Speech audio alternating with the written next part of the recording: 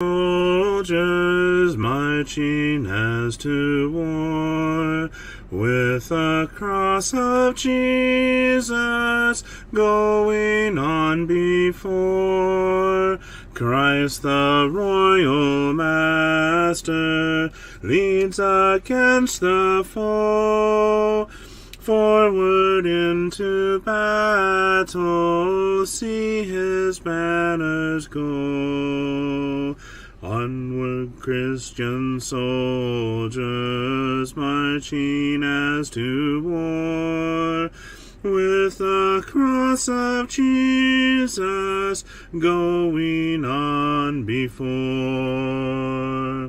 Oh, for a faith that will not shrink, though pressed by every foe, that will not tremble on the brink of any earthly woe, that will not murmur or complain beneath a chastening rod, but in the hour of grief or pain will lean upon its God. A faith that shines more bright and clear when tempest rage without, that when in danger knows no fear, in darkness feels no doubt. Lord, give us such a faith as this, and then whate'er may come, we'll taste and hear the hallowed bliss of an eternal home. A charge to keep I have, a God to glorify, a never-dying soul to save, and fit it for the sky, to serve the present age, my calling to fulfill. Oh, may it all my powers engage to do my Master's will.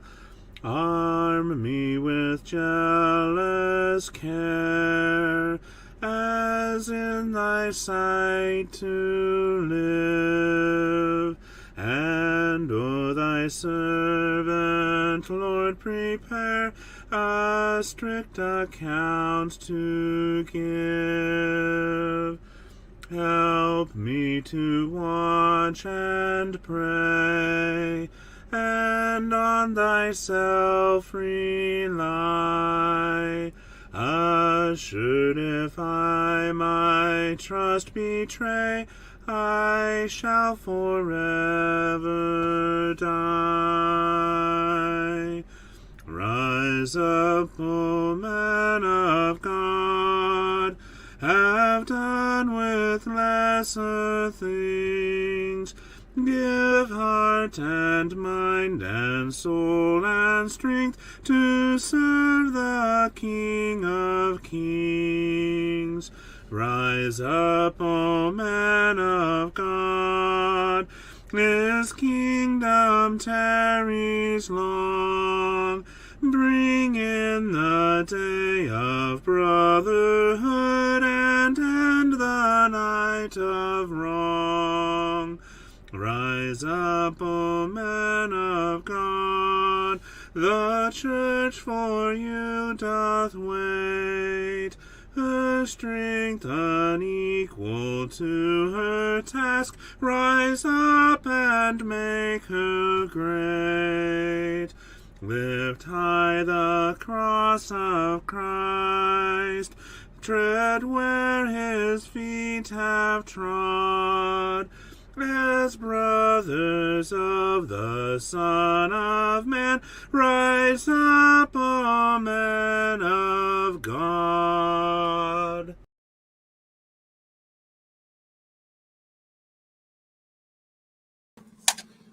And good evening, good evening. Hello, George. Hello, Craig. Hello, Shea. Good evening, CJ.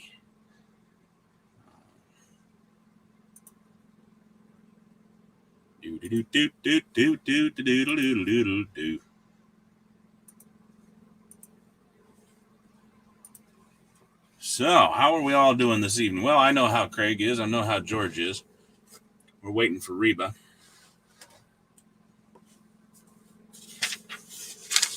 Funny thing you asked that, CJ, because I was at 276.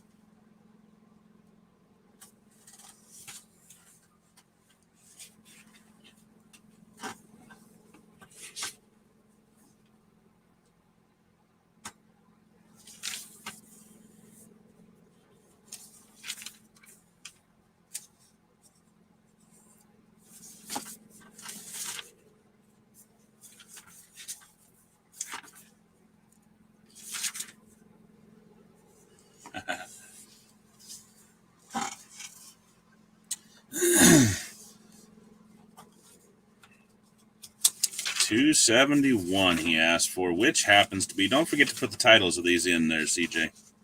Near to the Heart of God. Because some people may not have the books that we're running from. I'm running from the red one, praise or the hymns for worship tonight. I'm always double checking now. That's one of the bad things I think about what we had happened with YouTube. But in one way, I think I'm just going to go ahead and simply sing songs, and if they ding us on them, I'll just mute the song in the play. But near to the heart of God.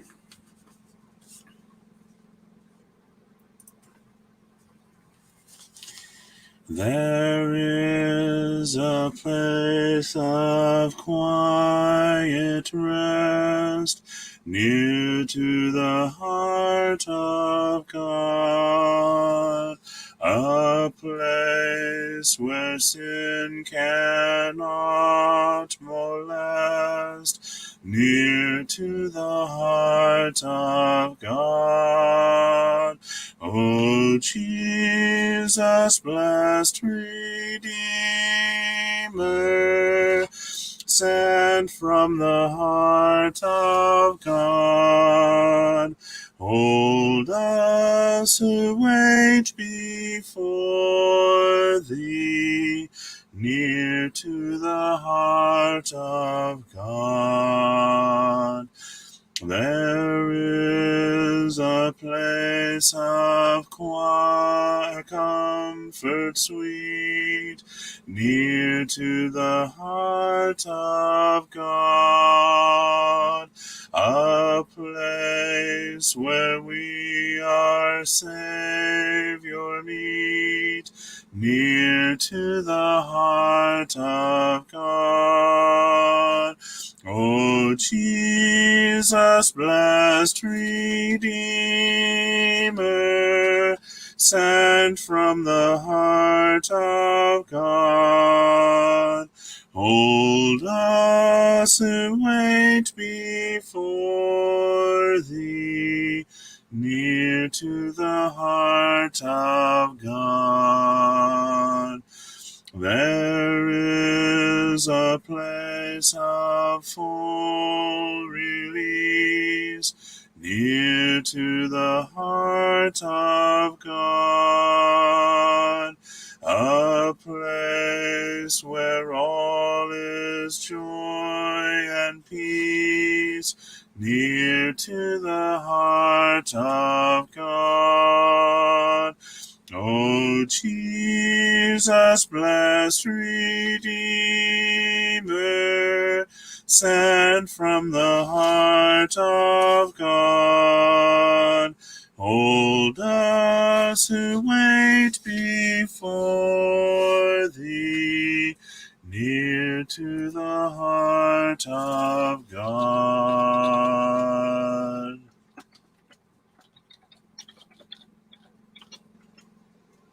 Good evening, Reba. Good evening, Mary. Good to have you all with us tonight.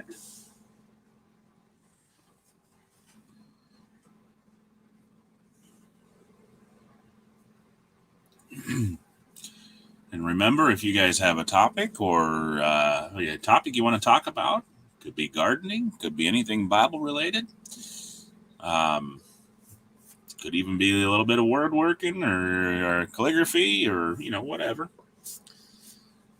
Totally unrelated. Or if there's a topic or scripture you'd like us to look at, feel free to post it up there and we'll take a look at it. There's power in the blood. Would you be free from the burden of sin? There's power in the blood, power in the blood. Would you or evil a victory win? There's wonderful power in the blood. There is power, power, wonder-working power in the blood of the Lamb. There is power, power, wonder-working power in the precious blood of the Lamb. Would you be free from your passion and pride? There's power in the blood, power in the blood. Come for a cleansing to Calvary's tide. There's wonderful power in the blood. There is power, power, wonder-working power in the blood of the Lamb. There is power, power, wonder-working power in the precious blood of the Lamb. Would you do service for Jesus your King? There's power in the blood, power in the blood. Would you live daily his praises to sing? There's wonderful power in the blood.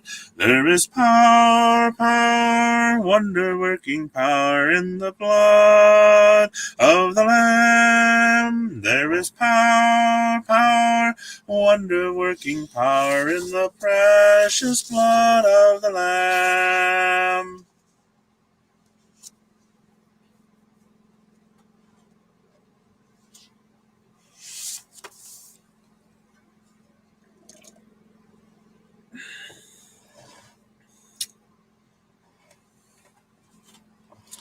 Alrighty. George just got an update from Lana. They are going to do a biopsy on a couple of spots on her liver on Monday. May remove them or zap them, then she hopes to start chemo. Okay. I'm going to add that to tomorrow's list so I have it already there.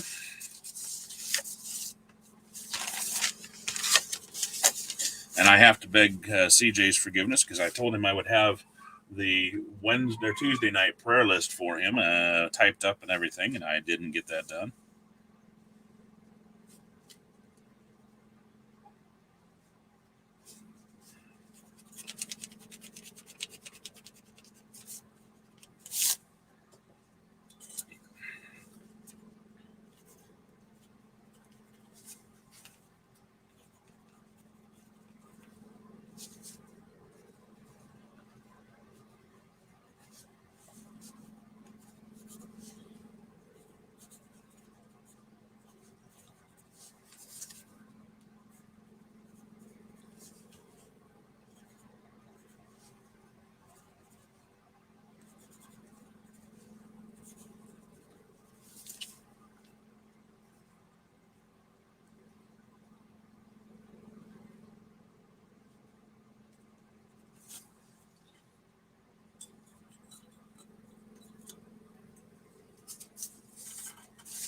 Ooh.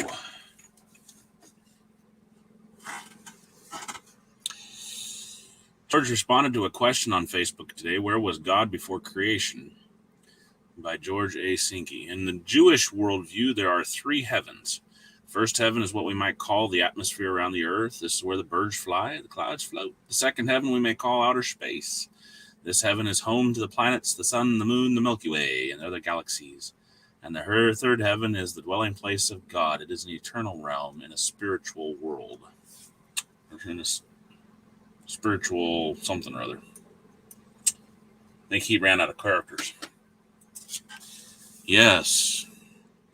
I got a copy of Brother Brad Harab's book, Convicted, and it talks about that. It talks about where God was before the earth was created. Very good and informative book. And I bet you that's out on my other bookshelf too.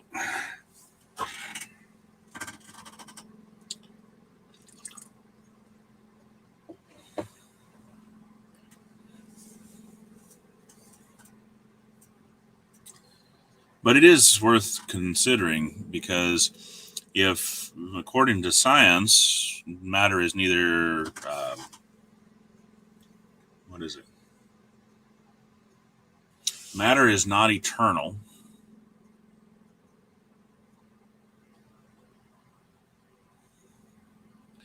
And that means that something had to exist before matter in order for it to be brought into being. Energy is not eternal. As a matter of fact, it's supposed to be one of the great things of science that matter and energy is converted to matter, and matter is converted to energy.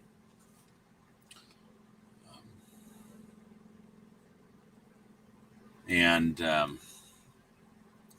so if then nothing in nature is eternal, then something outside of nature had to have existed to create it. Because everything, matter and energy, both had to have a beginning if they are neither eternal.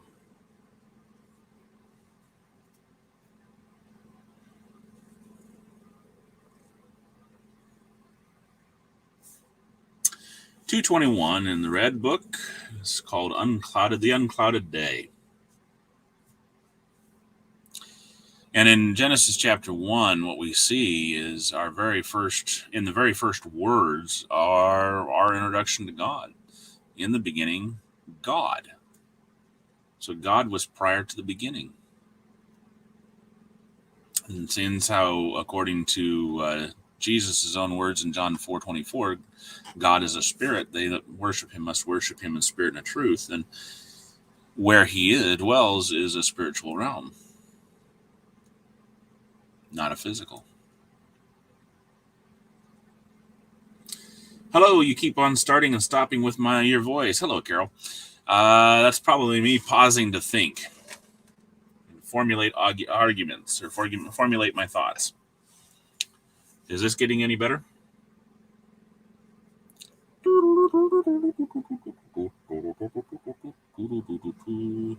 CJ, have you noticed any problem with that?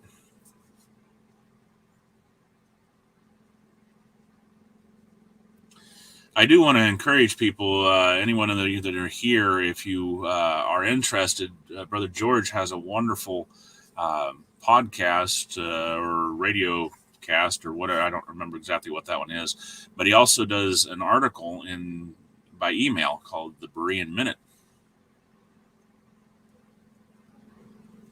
And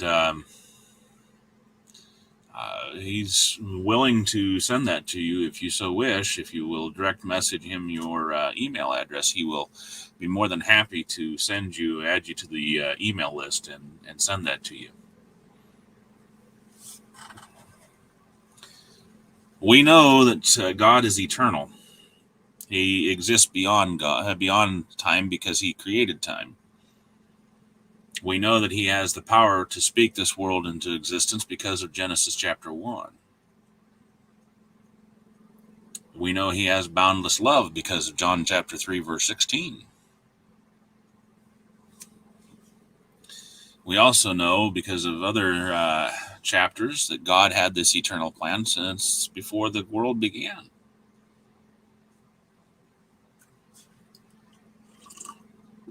That's a better way to understand it, CJ. A better way to say it. We may not understand it fully, but like we read about last night in Romans chapter 1, that the invisible things of creation tell us about God.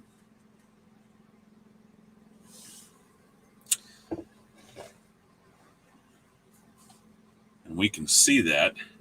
Okay, no audio trouble is good. If we go to Romans chapter 1,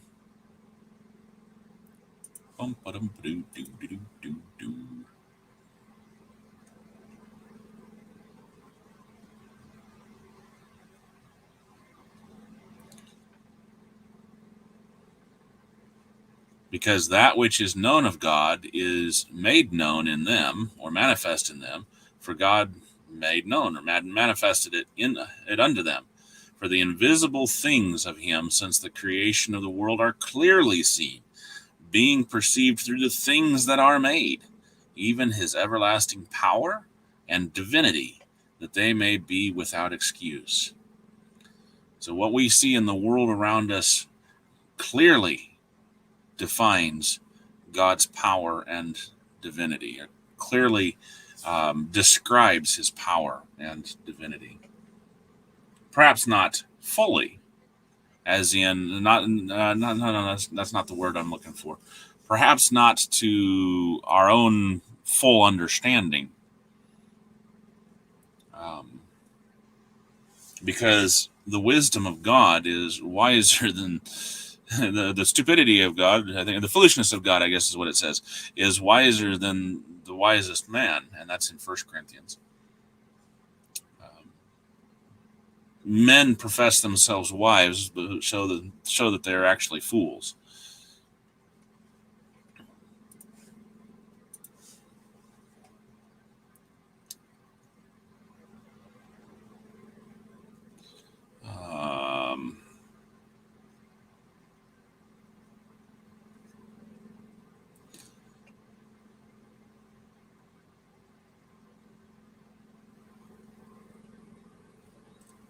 Hath not God made foolish the wisdom of the world? For seeing that in the wisdom of God, the world through its wisdom knew not God, it was God's good pleasure through the foolishness of the preaching to save them that believe.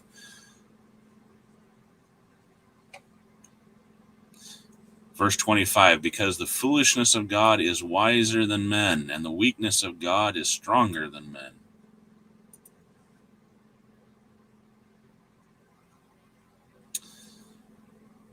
For behold your calling, brethren, that not many are wise after the flesh, not many mighty, not many noble are called. But God chose the foolish things of the world that he might put to shame them that are wise. And God chose the weak of things of the world that he might put to shame the things that are strong. And the base things of the world and the things that are despised did God choose, yea, and the things that are not, that he might bring to naught the things that are, that no flesh should glory before God.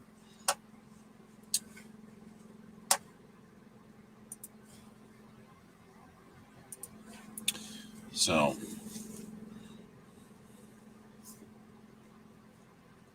this right here, I think, kind of epitomizes that. The unclouded day. Oh, they tell me of a home far beyond the skies. Oh, they tell me of a home far away. Oh, they tell me of a home where no storm clouds rise. Oh, they tell me of an unclouded day. Oh, the land of cloudless day. Oh, the land of an unclouded sky. Oh, they tell me of a home where no storm clouds rise. Oh, they tell me of an unclouded day. Oh, they tell me of a home where the saints have gone. Oh, they tell me of that land far away, where the tree of life in eternal bloom sheds its fragrance through the unclouded day. Oh, the land of cloudless day. Oh, the land of an unclouded sky. Oh, they tell me of a home where no storm clouds rise. Oh, they tell me of an unclouded day. Oh, they tell me that he smiles on his children there, and his smile drives their sorrows all away. And they tell me that no tears ever come again in that lovely land of unclouded day. Oh, the land of a cloudless day. Oh, the land of an unclouded sky. Oh, they tell me of a home where no storm clouds rise. Oh, they tell me of an unclouded day.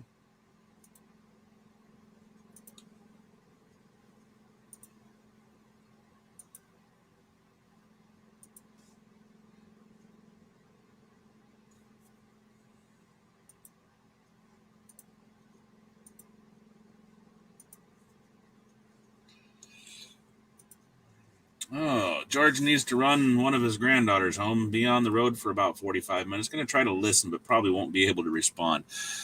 Well, we'll sing some more songs for you, Brother George. Okay, CJ says, interesting question came up in the program. When Jesus says, Abraham was glad and rejoiced to see my day, suggests that the dead know what is going on earth.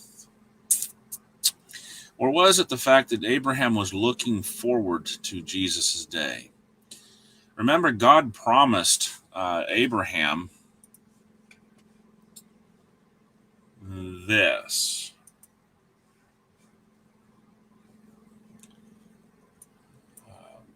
Back in, what is it, 10? No.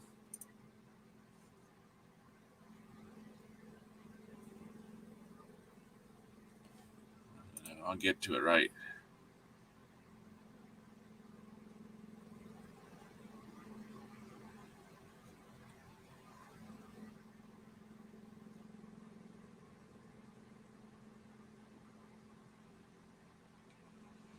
It's called the land nation blessing.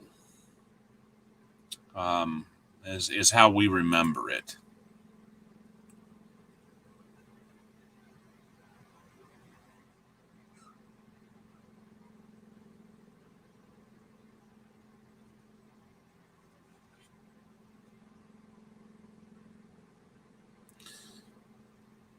You want 12, 1 through 3?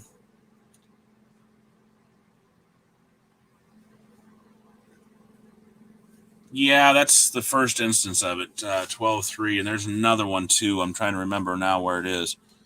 O'Shea would, if he would get my book from Tuesday night, I'll be able to have it.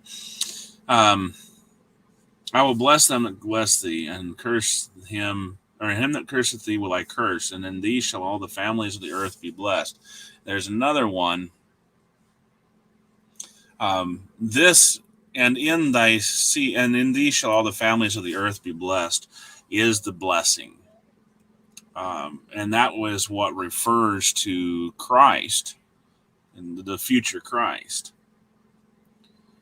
God, we read in Hebrews how Abraham looked for that promise. He believed that promise, and it was counted unto him righteousness. When God said, Abraham, go out of your land, and go to a home where I shall tell thee, which we see right here.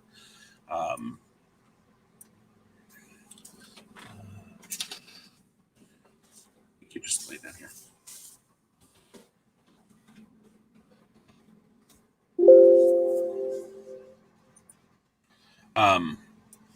What did Abraham do? Abraham went. And I'm looking at 15:6, where here in 15:4. Well, actually, let's start in 15:1. After these things, the word of Jehovah came unto Abram in a vision, saying, Fear not, Abram, I am thy shield, and thy exceeding great reward. And Abram said, O Lord Jehovah, what wilt thou give me, seeing I go childless? And he that shall be possessor of my house is Eliezer of Damascus. And Abram said, Behold, to me thou hast given no seed, and lo, one born in my house is mine heir.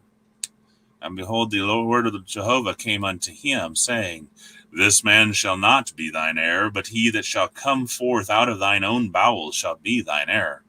And he brought him forth abroad, and said, Look now toward heaven, and number the stars, if thou be able to number them. And he said unto him, So shall thy seed be. And he believed in Jehovah, and he reckoned it to him for righteousness.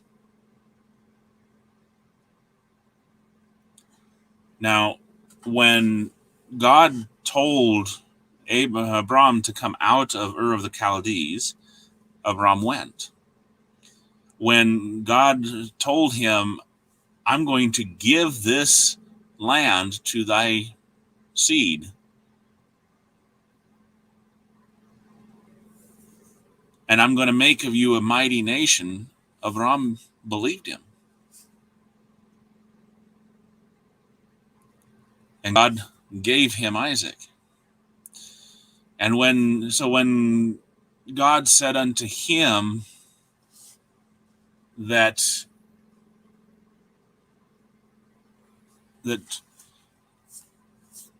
I'm going to, that in you, in your seed, shall all the families of or all the kindreds, or all the nations, depending upon which version, which time you're talking to, all the nations, all the families, all the kindreds of the world shall be of the earth shall be blessed. Abram believed him. He looked forward to it. He rejoiced because God promised, and God was faithful in his promises.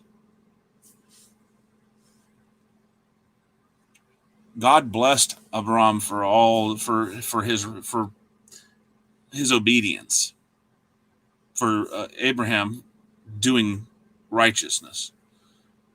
And so, O Lord Jehovah, whereby shall I know that I shall inherit, verse 8 of chapter 15, Genesis. God tells him and makes a covenant with Abraham. As we see the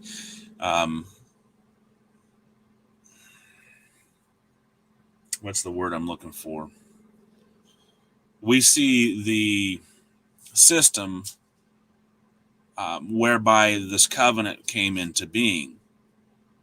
Abram had to take a calf or a heifer, split in half. Had to take some turtle doves, split in, and then this darkness fell on him, and God says to Abram, Know of a surety that thy seed shall be sojourners. He gives a prophecy regarding the time in Egypt and the Exodus. I saw your question. I'm getting to it. Just be patient, young Padawan.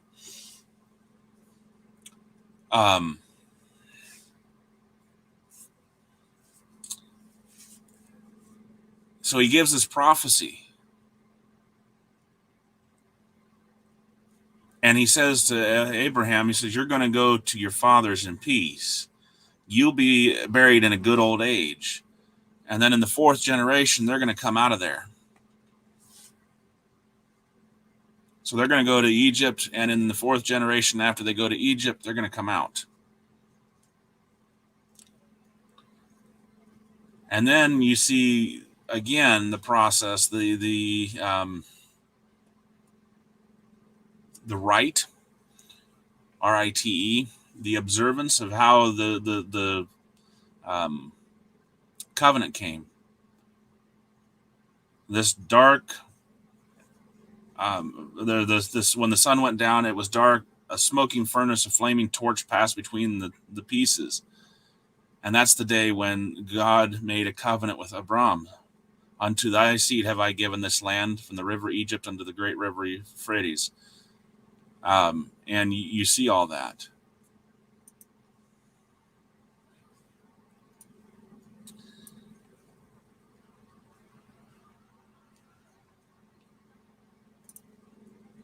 It's interesting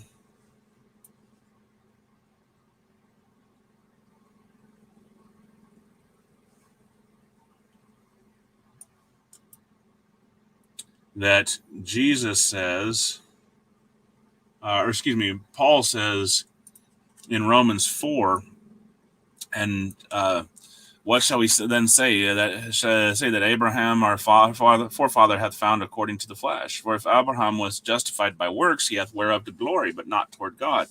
For what does saith the Scripture? Abraham believed God, and it was reckoned unto him for righteousness.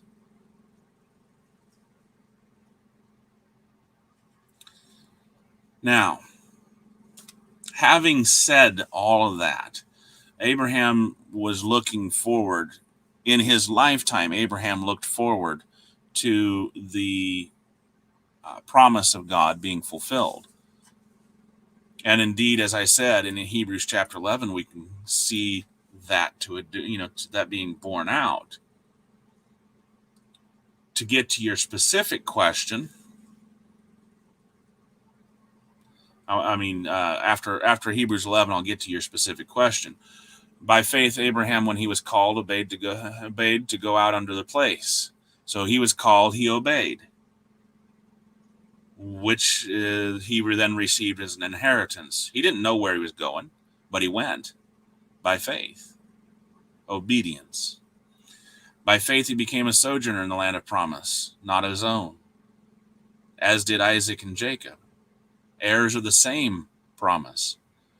Why? For he looked for the city which hath the foundations, whose builder and maker is God. He looked forward to the resolution of that promise. So in figurative sense, yes, you could say that he looked forward to it. However,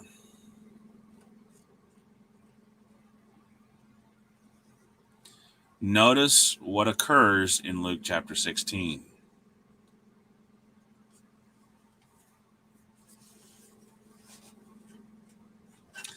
And it came to pass that the beggar died, and that he was carried away by the angels, verse 22 and following, into Abraham's bosom. The rich man also died and was buried. So the angels carried Lazarus, the beggar, to Abraham's bosom, whereas the rich man was buried, and in Hades lifted up his eyes, being in torments, and seeth Abraham afar off, and Lazarus in his bosom. And he cried and said, Father Abraham, have mercy on me, and send Lazarus, that he may dip the tip of his finger in the water, and cool my tongue, for I am in anguish in this flame. But Abraham said, Son, remember that thou in thy lifetime receivest thy good things, and Lazarus in like manner evil things.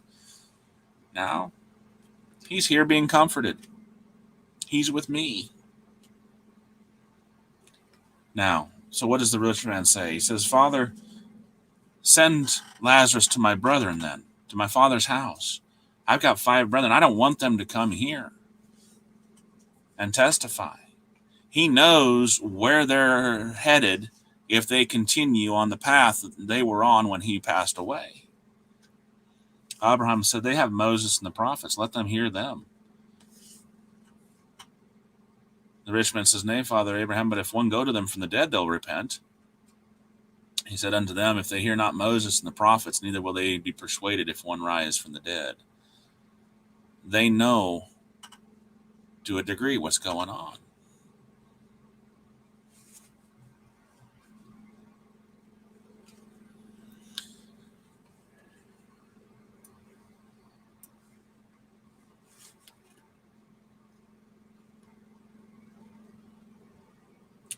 So when Jesus says, Abraham was glad and rejoiced to see my day, does that suggest that the dead know what's going on earth? We know that in the transfiguration, in the Mount of Transfiguration, who was there? Who came and met Jesus?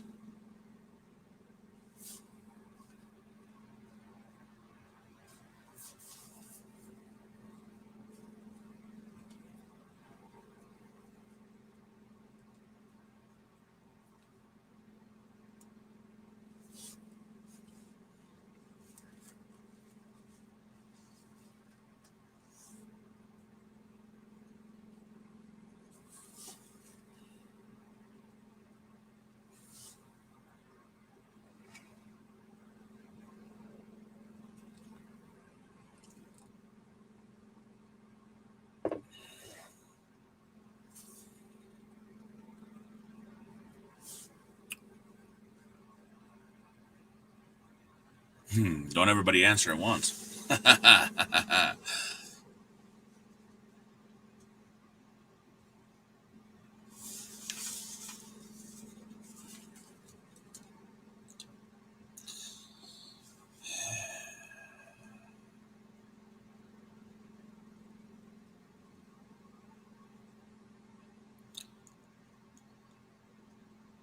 As I said, he knew to a degree what path they were on.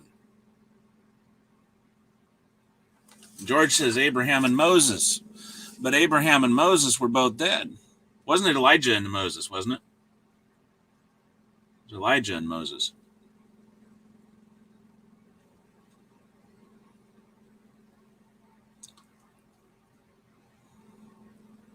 Yeah, Elijah and Moses. I can take that over there.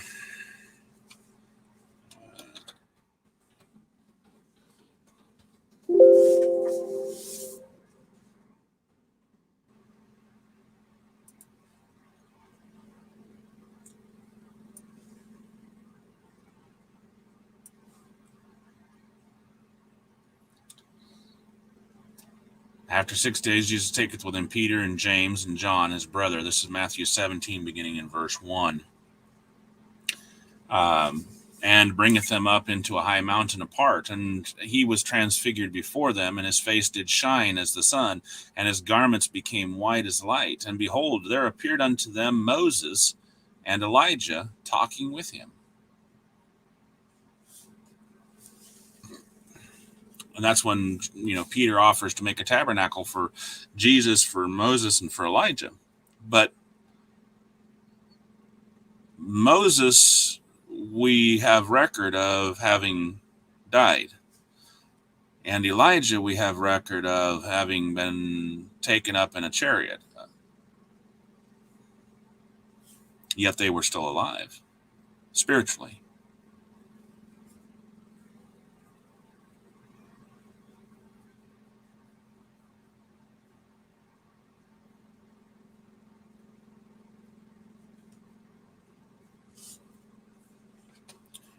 Which in and of itself is interesting.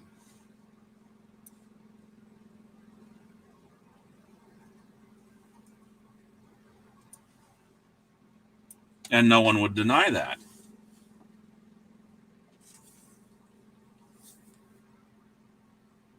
However, the point still remains that Moses and Elijah were there talking with Jesus, which you cannot deny. That is a good point there, George, as well. By the way, CJ says, I could argue that it was miraculous sending by God. George says it's interesting that they recognize Moses and Elijah, just like the rich man recognizes Abraham. I suppose maybe they were looking at the old family photo albums.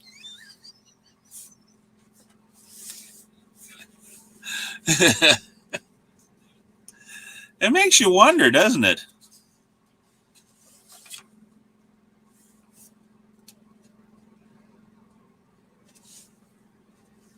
And the other passage in Genesis with the land nation blessing is Genesis 22, verse 18, by the way.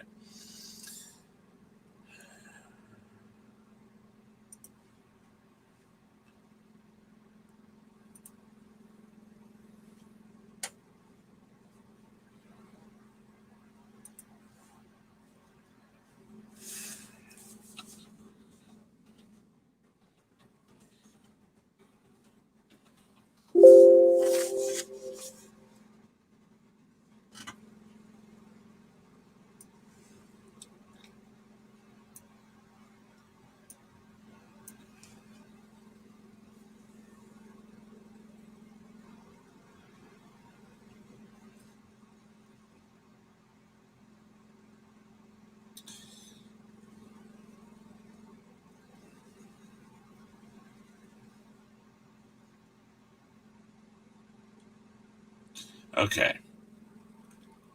Notice that when Jesus says in John 8, this is where the question arises from. John 8, beginning in 49, after the Pharisees have accused Jesus of being a Samaritan and having a demon, Jesus says, I have not a demon, but I honor my Father, ye dishonor me.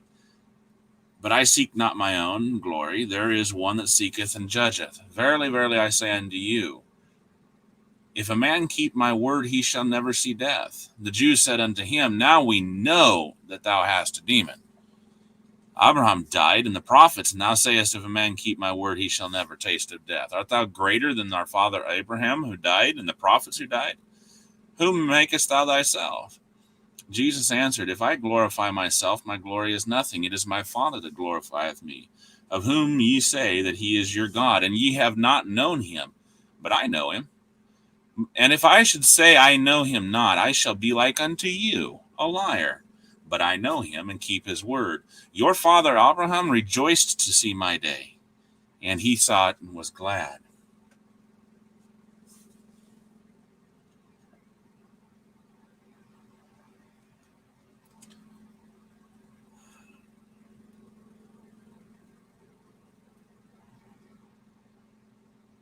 Oh, George said he'll be home in about 5 minutes and be able to be back on his desktop. My boy ended up coming in to get my granddaughter. Okay.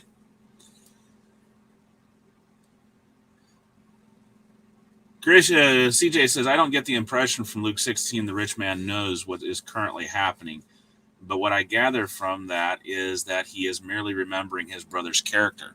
Why is it so hard, CJ, to think of the idea that the dead know what's going on?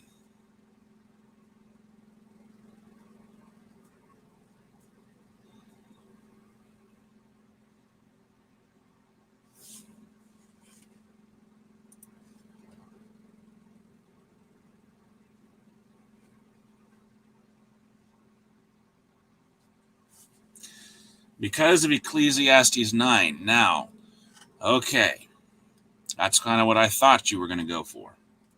We'll get there in a minute.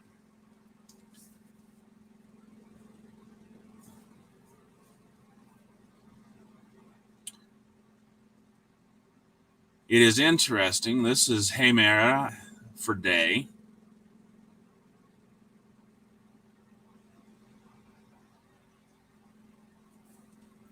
Could either be period of time, age, judgment, or actual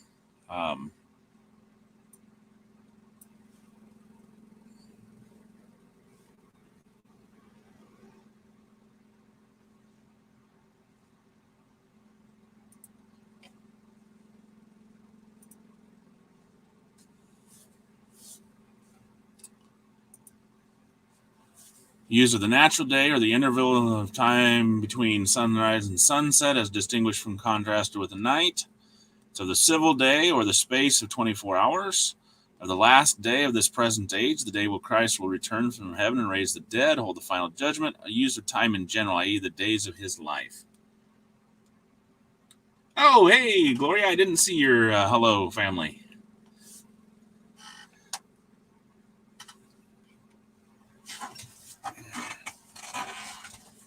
Glad to have you with us. Oh, put that over there for now. All right. So Abraham rejoiced to see my day.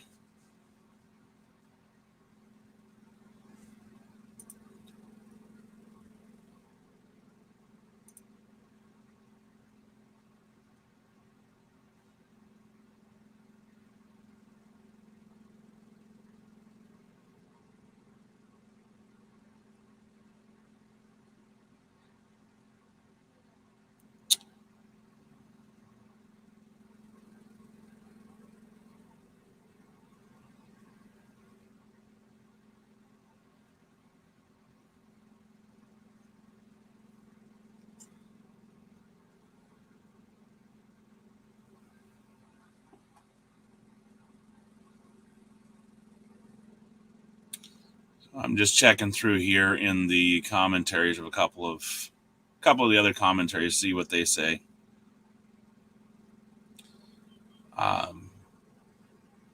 Not that it's going to change much of my thinking.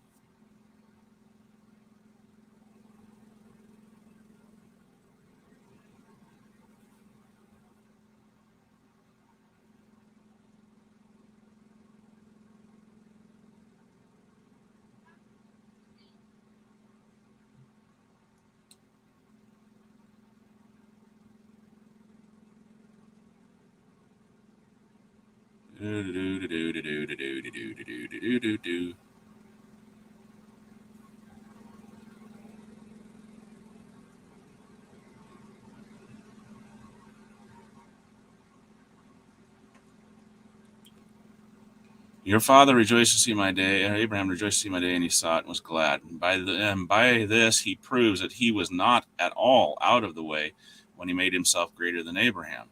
Two things here he here speaks of as instances of that patriarch's respect. First, the ambition that he had to see his day. He rejoiced, leaped at it.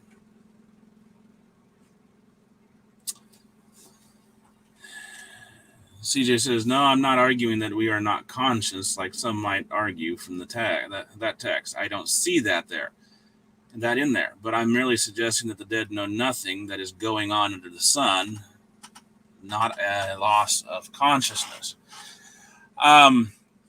Is it, okay, let's go to Ecclesiastes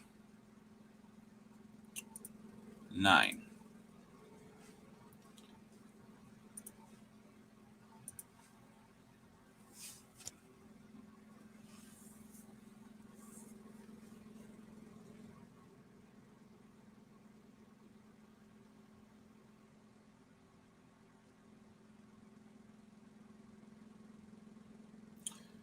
For the living know that they shall die, but the dead know not anything, neither have they any more a reward, for the memory of them is forgotten.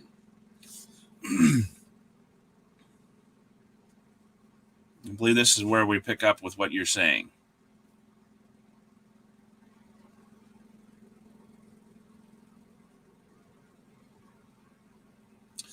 As well their love as their hatred and their envy is perished long ago, neither have they any more a portion forever in anything that is done under the sun.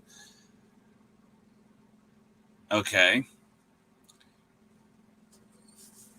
Now, what did we, when we've talked about this before, that under the sun is symbolic, as it were, for life without God.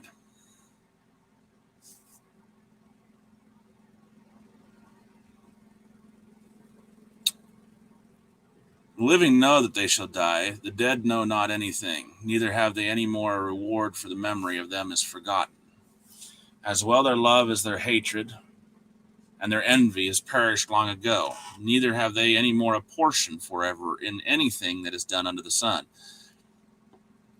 Their time on this earth is over.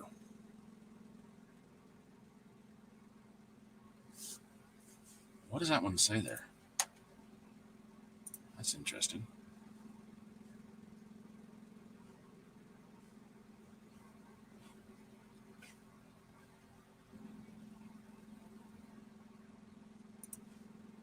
Okay, so we have yada.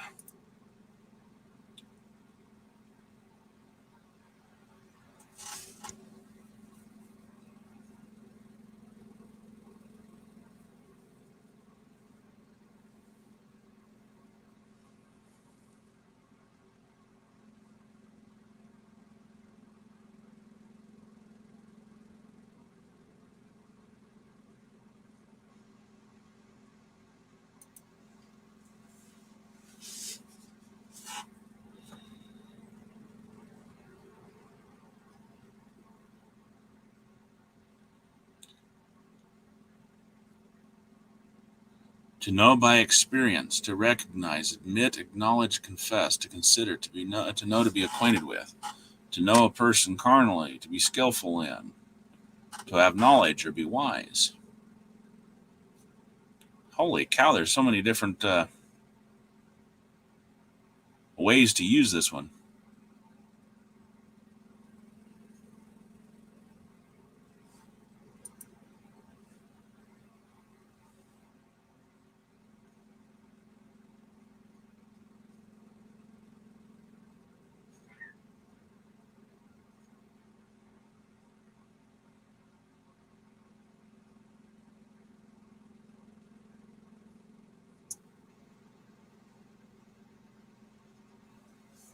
And I know there are different views on this text, so I would not learn or push this view on anybody.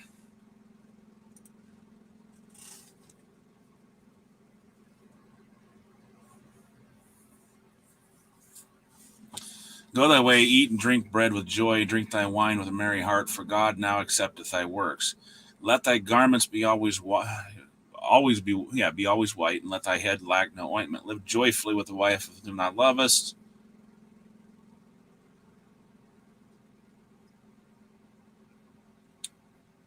I returned and saw under the sun that the race is not to the swift, nor the battle to the strong, nor the neither yet bread to the wise, nor yet riches to men of understanding, nor yet favor to men of skill, but time and chance happeneth to them all.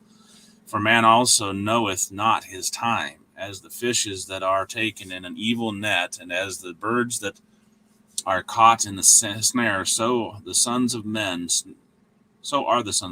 snared in an evil time, when it falleth suddenly upon them. This wisdom have I seen also under the sun, and it seemed great unto me.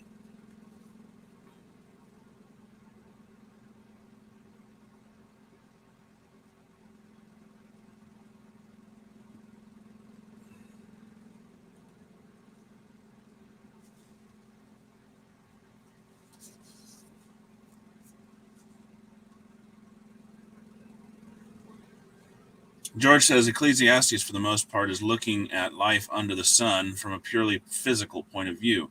This draws a big contrast in his conclusion when he turns to the spiritual.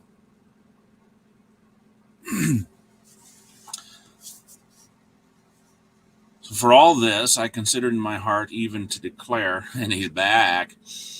Anyway, welcome back. For all this, I considered in my heart even to declare all this, that the righteous and the wise and their works are in the hand of God. Righteous and the wise and their works are in the hand of God. No man knoweth either love or hatred by all that is before them. All things come alike to all. There is one event to the righteous and to the wicked, to the good and to the clean, and to the unclean, to him that sacrificeth, and to him that sacrificeth not. As is the good, so is the sinner, and he that sweareth as he that feareth an oath. In other words, death comes to all of us.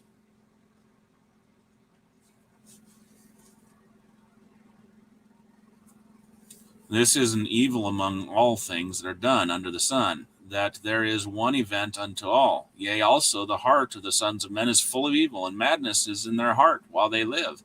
And after that they go to the dead. So death comes to all under the sun.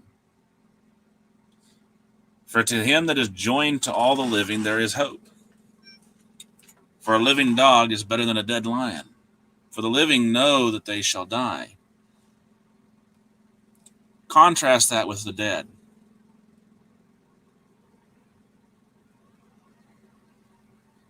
Do the dead know that they're going to die?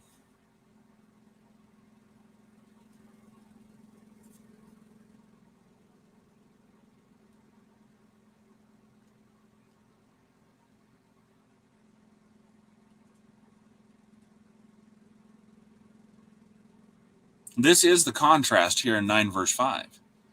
Living know that they shall die, but the dead know not anything. That but right there, that conjunction, draws the contrast. The dead are already dead. Neither have they any more reward on the earth, for the memory of them is forgotten. They're already dead. So if the living know that they're going to die, then they have a choice as to how they live. But if the dead are dead, they don't know that if they're going to die again, because they're already dead. There's nothing. It's not saying that there's nothing beyond for them. It's simply saying that they have finished. They're not going to come back alive on the earth. And live again and be able to make these choices. There's no more reward for them. There's nothing here to keep them and to fulfill them. Because after you die, your memory, the memory of you, people will eventually forget you. May not be in the first generation or the second generation, But eventually people will forget.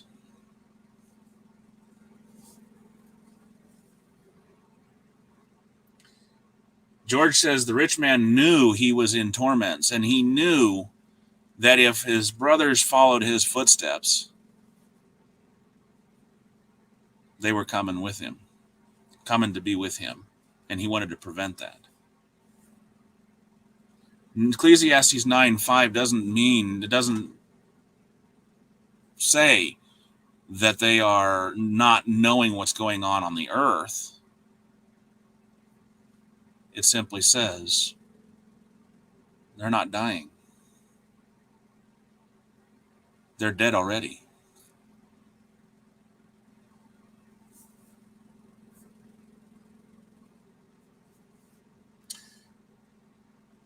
CJ says that one view, I think that makes sense. When we look at the context, when we look at what the verse says, remember the Bible is its own best commentary, which is why I say, I may look at these other commentaries to see what they say, but that's not saying that it's going to change my thinking, because the Bible is its own commentary. It's its best. It explains itself the best. For the living know that they shall die, but the dead know not any such thing or anything.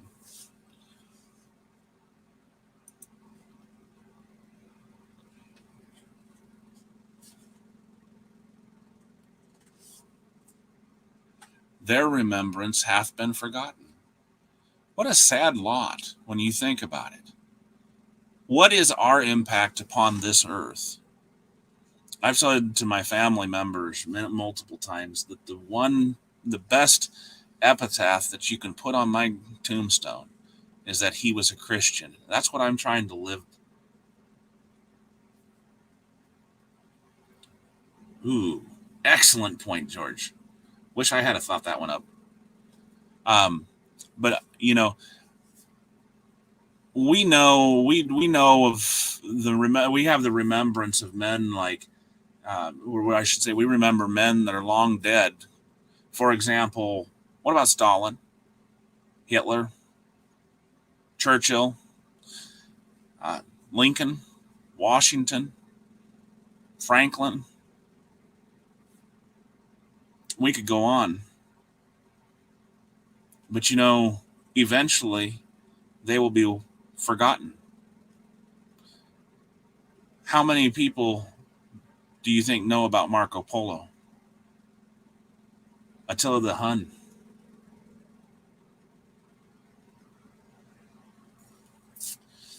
Genghis Khan?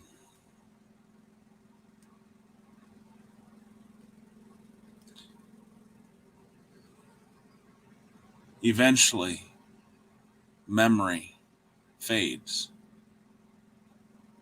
If the rich man knew that he was in torments, then Ecclesiastes cannot mean that they know not anything literally. Right, George says. The living know that they're going to die. Contrast that to the dead know not anything. Okay, if we know that our end is going to be death, what's the end of the dead? We know from Luke chapter 16 that the end of the dead is one of two ends: torments or comfort at Abraham's bosom. We know from such passages as 1 Thessalonians chapter 4 and 2 Thessalonians chapter 1 that the end of the dead is going to be one of two things. It is either going to be risen with Christ or judged and condemned. We know from Jesus' own words, "Depart from me, ye that work iniquity," in Matthew chapter 7.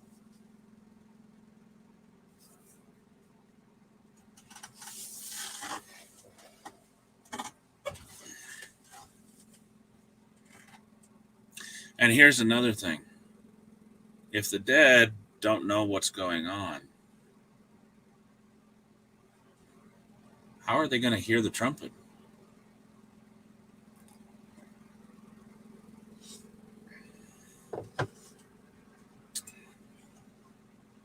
Just an idea.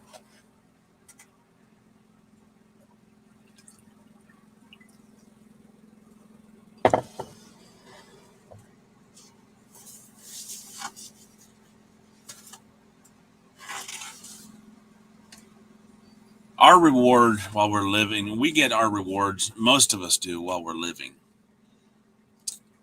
We find fulfillment in what we're doing while we're living. That's what he goes on to say.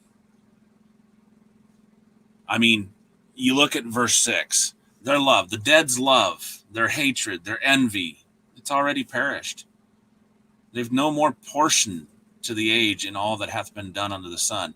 They cannot affect anything else that's done here on this earth.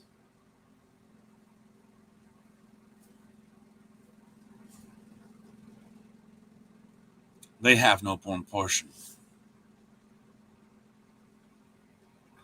But then see what the contrast is. Go, the preacher says, eat with joy thy bread, drink with a glad heart thy wine, for already hath God been pleased with thy works. At all times let thy garments be white. He's saying, make good choices.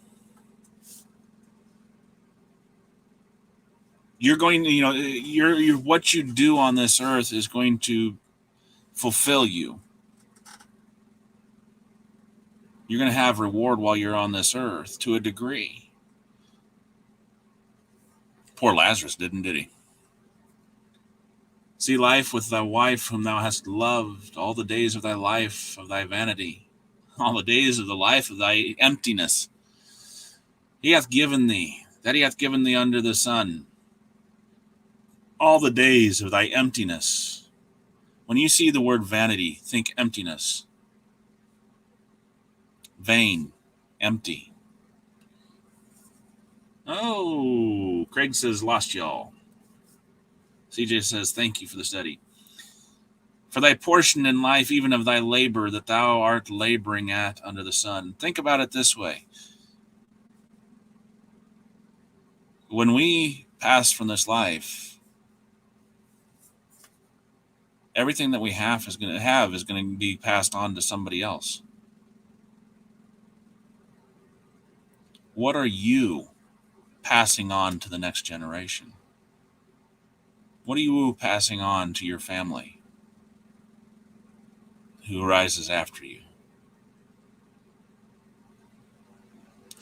Lois and Eunice passed on a knowledge of the scriptures to Timothy.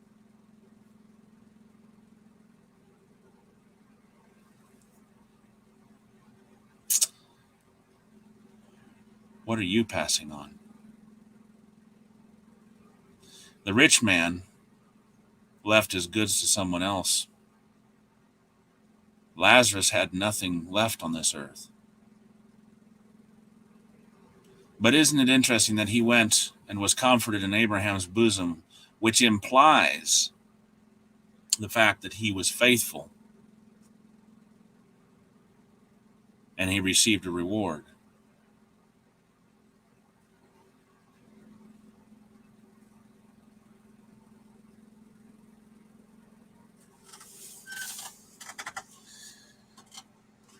We talked about the rich fool. One of our lessons. Oops, pull that back up. We talked about the rich fool in one of our lessons, and how he didn't care for the poor. God blessed him richly with abundance of things, and he was supposed to, according to the law of Moses, give unto the poor, give to those who are needy. What did he do? He built up bigger barns so that he could hoard them for himself. And God says, you fool, this night am I going to call you. You're going to die this night. And then whose is all this going to be? Ain't going to be yours. Same thing with the rich man. He cared for his brothers dearly. He cared for his brothers so much that he wanted to see them saved from that torment.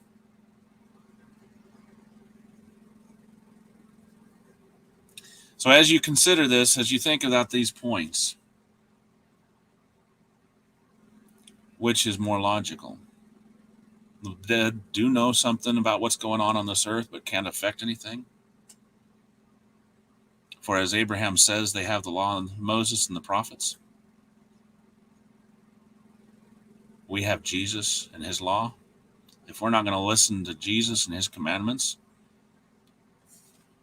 they're not going to listen. We're not going to listen till one comes back from the dead. We have all these shows out there on TV now about all the ghost hunters.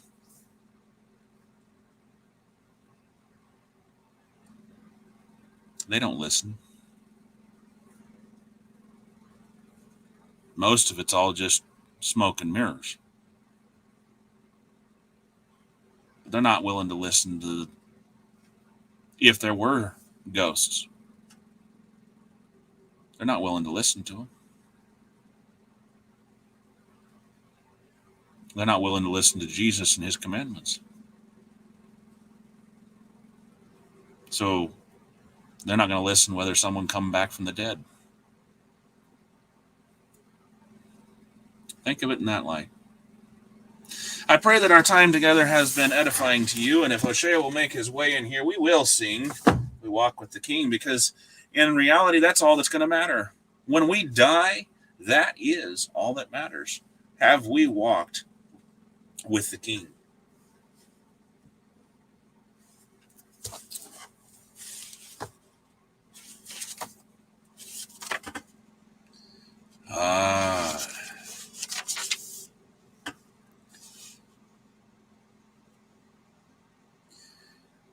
Do the dead know what's going on here on this earth? In the grand scheme of things, it is not for us to worry about.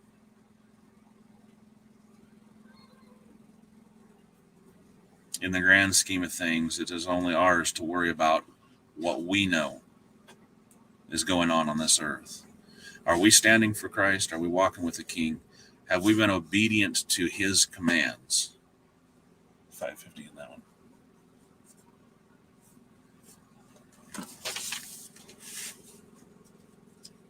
Are we walking with the King?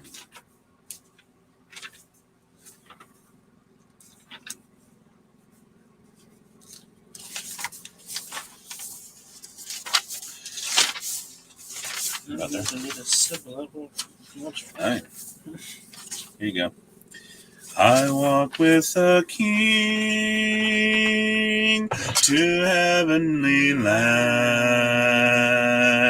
the kingdom of light,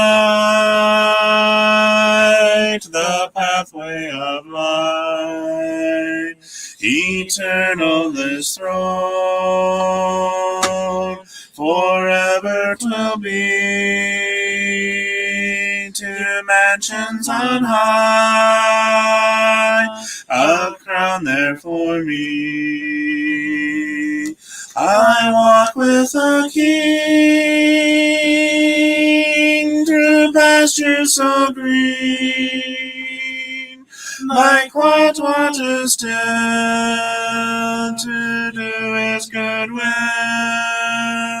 He lighteth the way from darkness to day.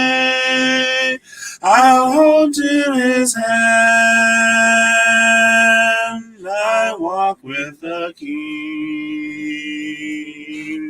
I walk with the King. I walk with the King. His child ever be.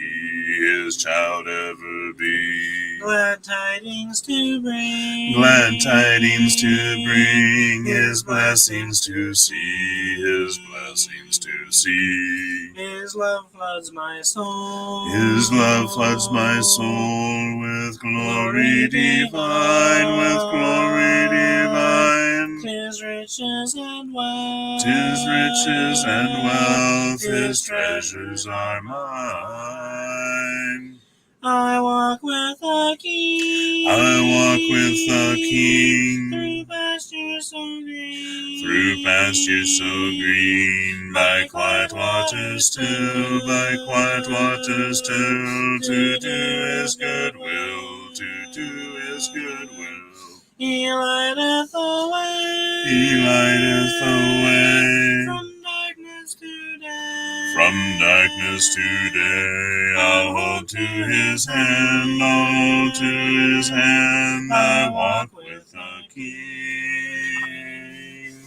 I walk with the King. I walk with the King. Though dark be the way, though dark be the way. He is the true light. He is the true light, the kingdom of day, the kingdom of day. Someday on yon shore. Someday on yon shore, I'll hear his voice say, I'll hear his voice say, Come home, you're my child. come home, you're my child, 'tis evening past day. I walk with the King. I walk with the King. Through pastures so green. Through pastures so green. By quiet waters still. By quiet waters still. To do his good will. To do his good will. He lighteth the way. He lighteth the way. From darkness to day. From darkness to day. I'll hold to his hand. I'll hold to his hand. I walk with the King.